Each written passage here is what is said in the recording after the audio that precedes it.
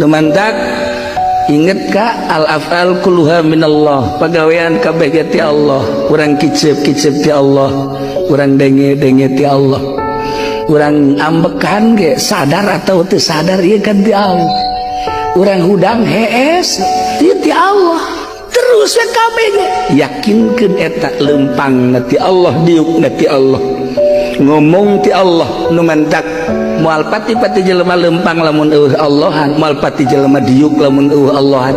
Dina ilmu hakikat mah, dina ilmu hakikat urang jeung robah urang milik Allah, urang jeung cicing urang milik Allah. Lamun urang jeung cicing urang, urang jeung robah urang nu Allah, teu bogana naon. Nu mantep ketika urang dek dimuriangkeun muriang bae, dek disehatkeun sehat bae, dek disugihkeun sugih bae, dek disusahkeun susah bae. Kubahan nu bogana bae.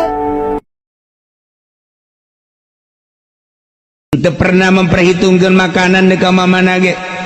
Teu pernah riweuh ku soal inuman di ka mamana ge. Kumaha prakna bae, satungtung urang hirup, rizki nu bakal nyamperkeun ka urang.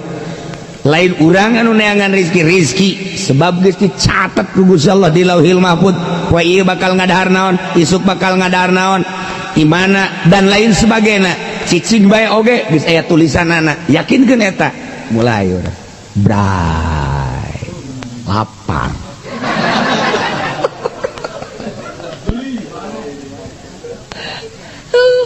Lantaran urang nangalep kuat beat ka Allah pasti moal aya nu paeh ku sebab green, moal aya nu paeh sebab lapar, bae ajal titik.